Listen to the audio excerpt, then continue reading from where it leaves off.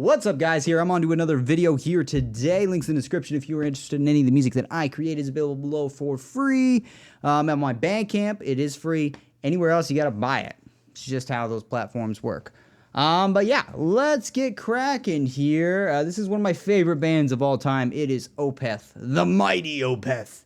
I loved Sorceress. I thought Sorceress was amazing. I think a lot of people were kind of on the fence about it. You know, they want to hear more screaming from Opeth, but I feel like they still had the cool riffs, they still had the great melodies, and they still had that haunting sound, which is what Opeth does amazingly. And I love his singing voice. I love his screaming voice. I love his singing voice. I love the melodies they choose, the chords they choose. I mean, Opeth is one of my favorite bands of all time. Easily in the top 10. I've heard everything they've ever released, and I can't think of a bad Opeth song. The only things that I would say that I could ever give for critiques on Opeth is back in the day, like in songs like Demon of the Fall, comprised of amazing riffs, has great, transitions from riff to riff, but the only thing that they sometimes did back in the day a little bit more was they would play a riff for a little too long for my ears, where you'd hear like that intro riff.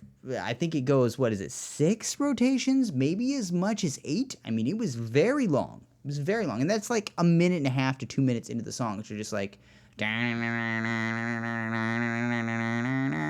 it's so long. It's so long. And it just eventually, I'm just kind of like, come on, guys, get to the next riff. But it wasn't all their songs. It was just a few of them, and they were sparsely put together. But here we go.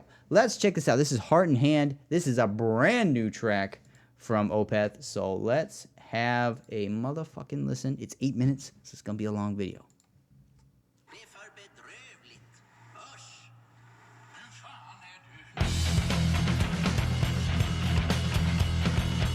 It's a cool ass rhythm. I love the guitar tone too.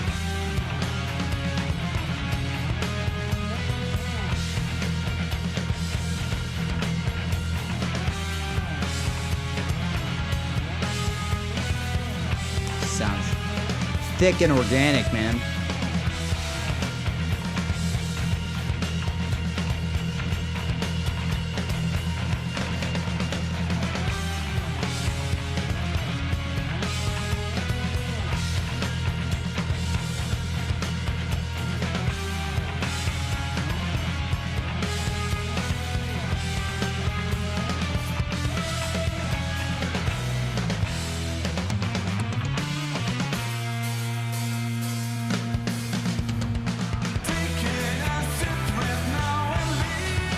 This is like the heavier parts of Sorceress right now.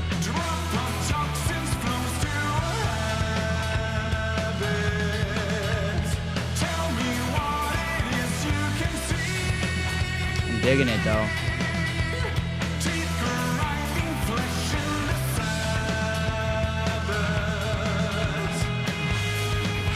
And I love the album art. It so fits their fucking vibe, hardcore.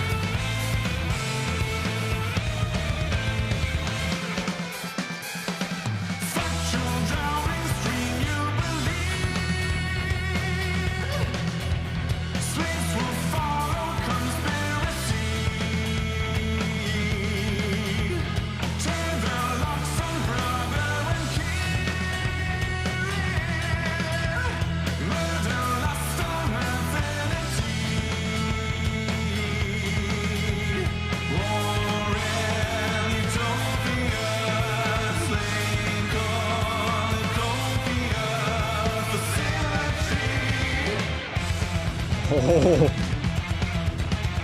that's a cool fucking riff.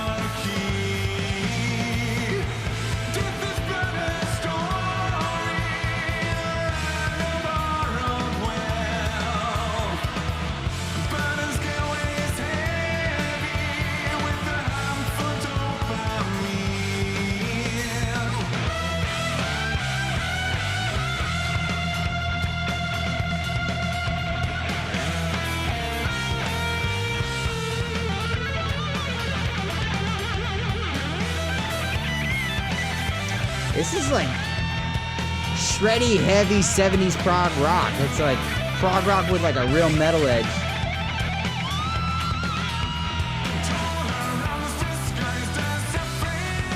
I'm loving this sound, actually. This is super cool sounding.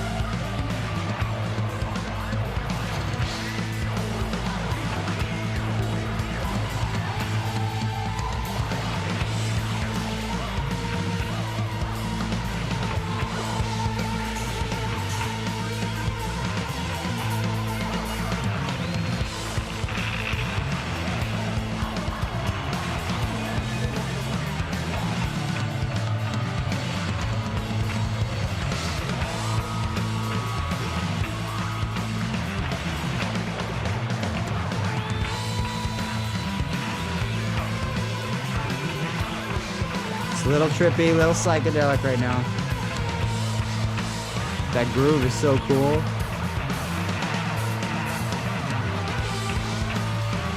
I'll take the random noises as long as there's a cool groove underneath them.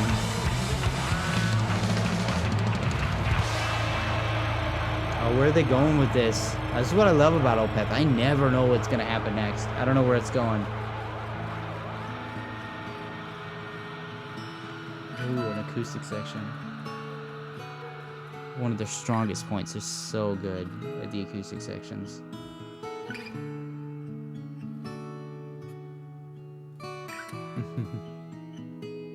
Always pick beautiful chords, man.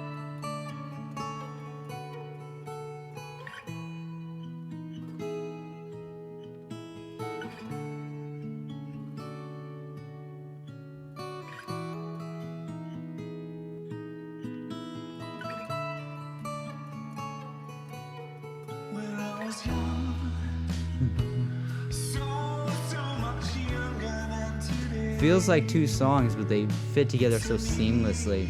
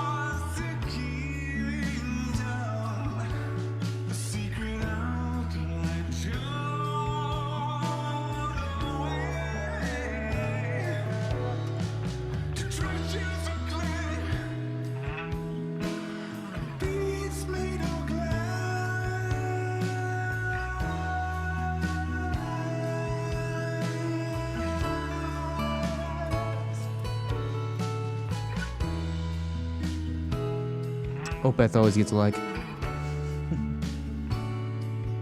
I don't hand them out. Okay, I might like something and still not give it a like.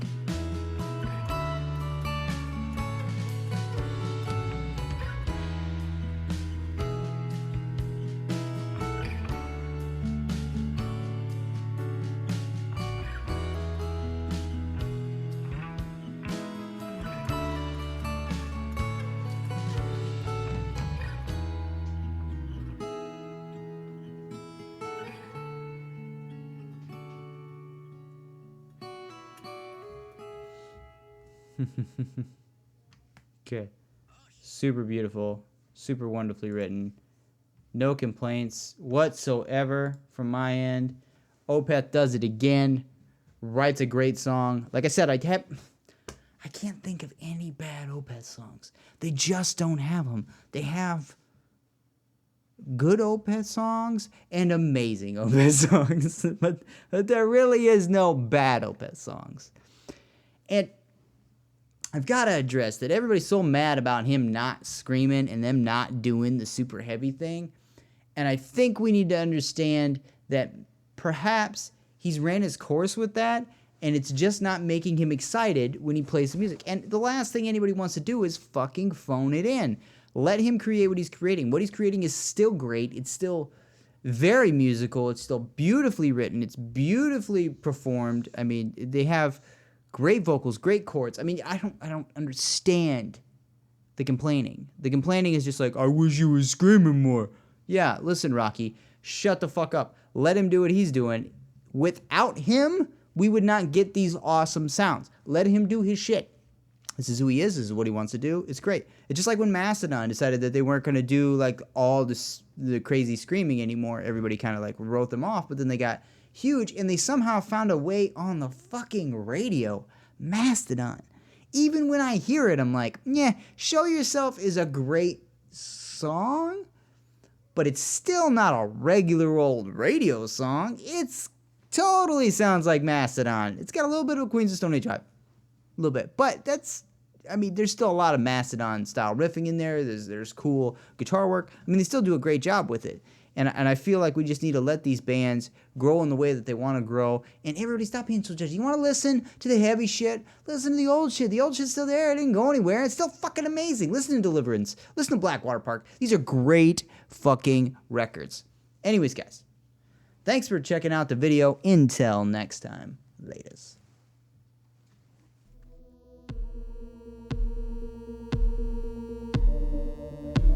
The last few moments of this wild ride we call life could just be a transition from world to world.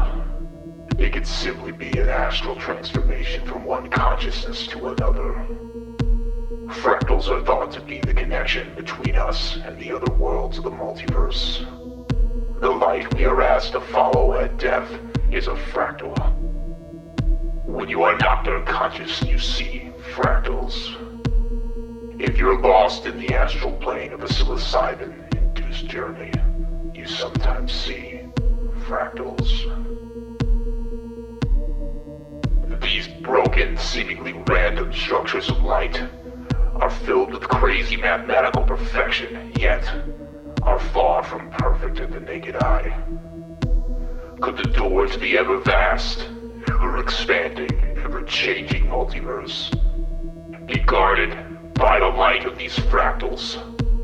Does immortality truly exist? The only way to know is desire.